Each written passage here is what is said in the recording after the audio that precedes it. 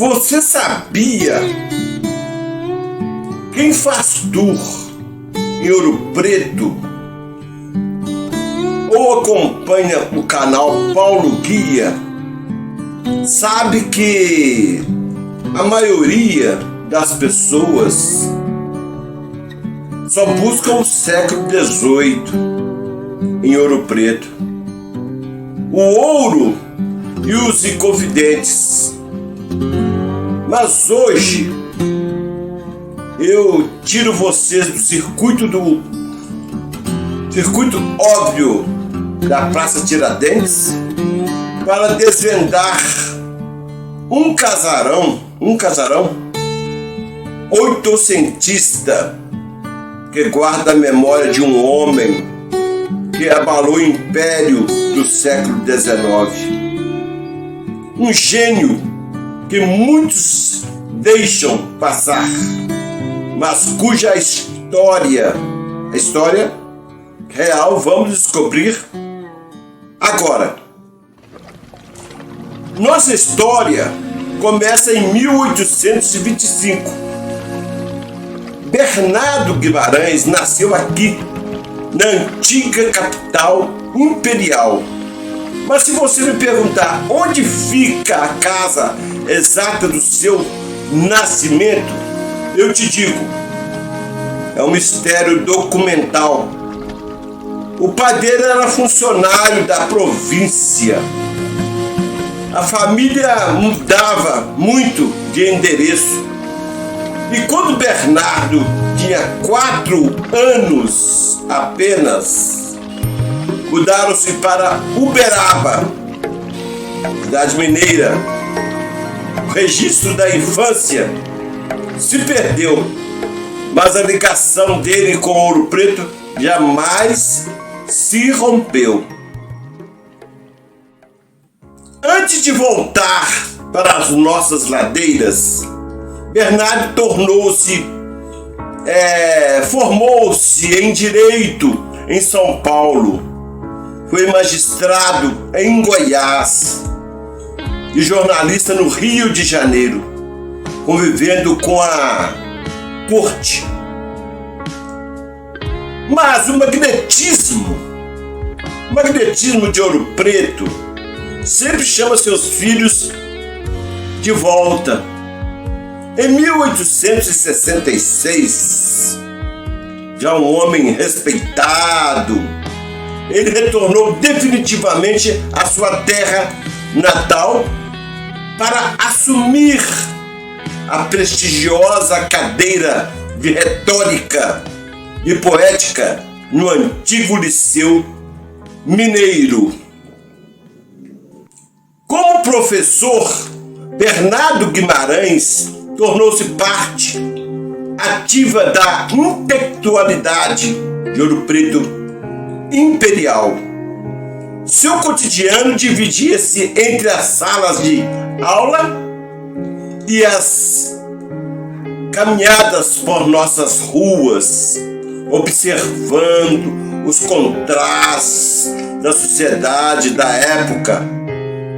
A atmosfera pulsante da cidade serviu de laboratório para ele analisar os hábitos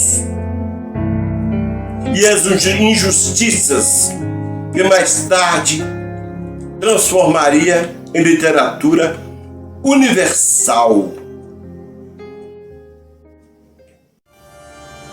Aqui respondo uma dúvida que muitos turistas do Brasil e de Portugal me fazem.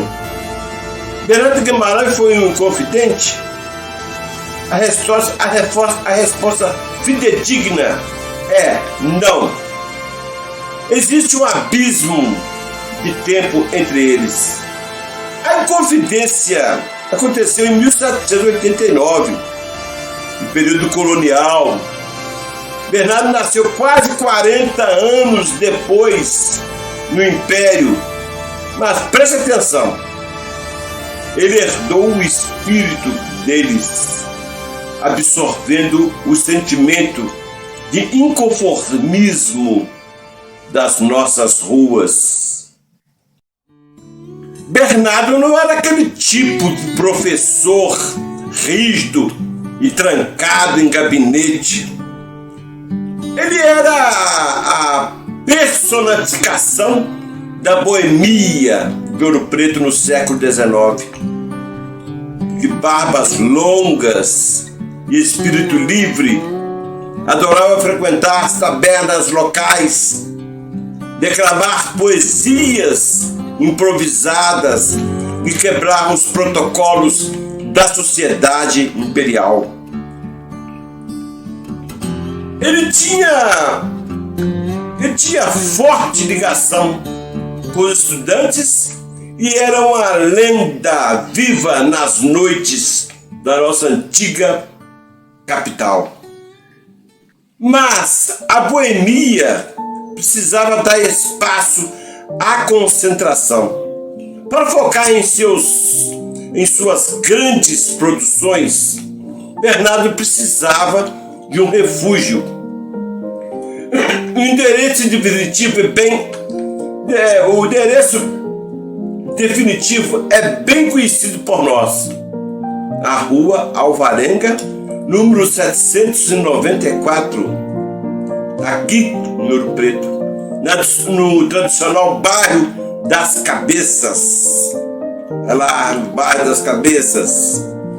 Este belíssimo casarão de arquitetura oitocentista que eu estou mostrando aqui atrás foi a propriedade onde ele se estabeleceu, buscando o isolamento necessário para passar seus últimos anos de vida.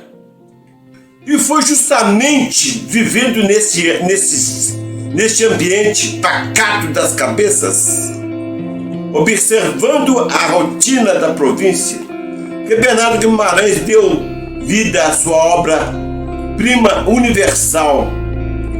No ano de 1875,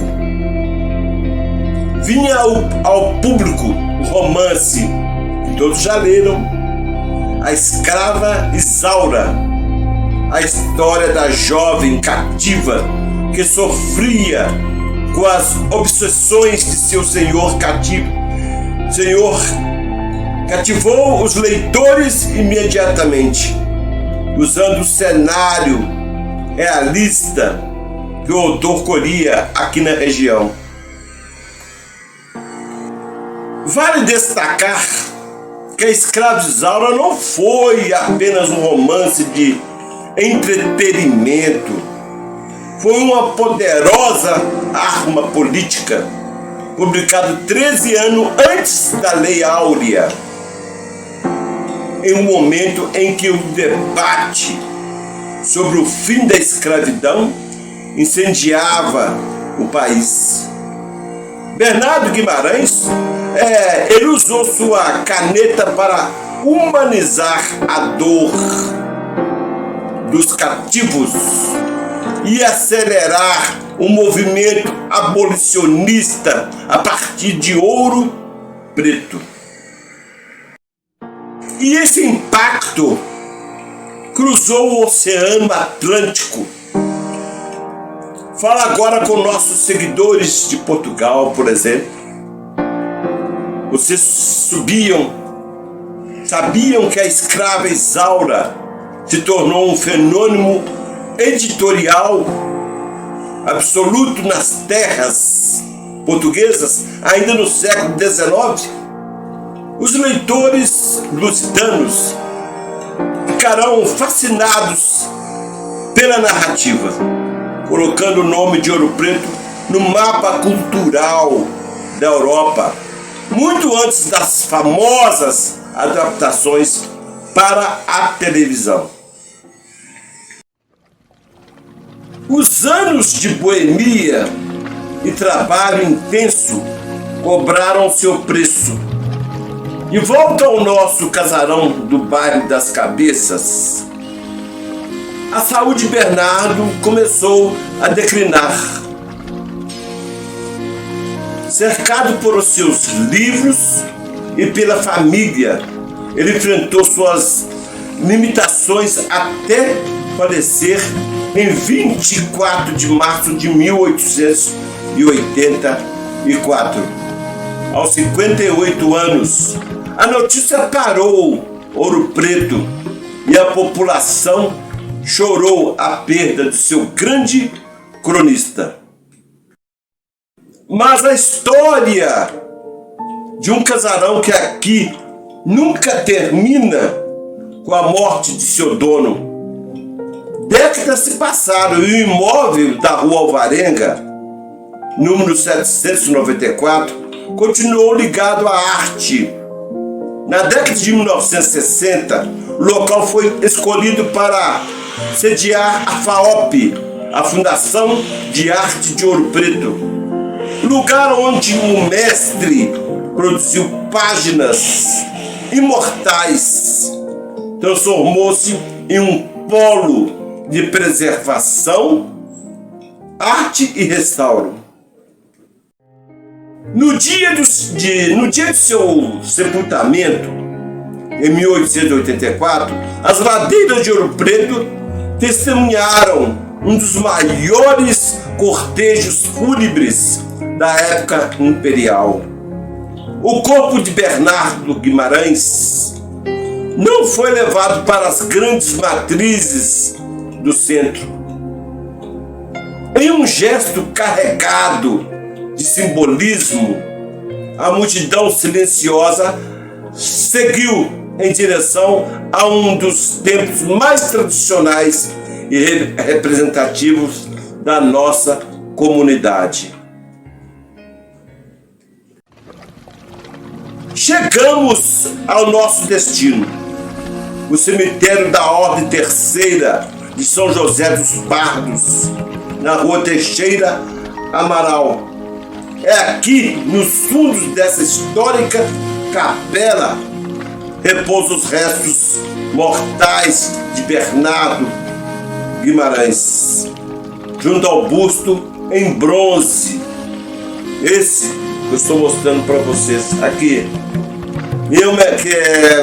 foi em bronze, que homenageia o homem que usou a literatura para combater a escravidão.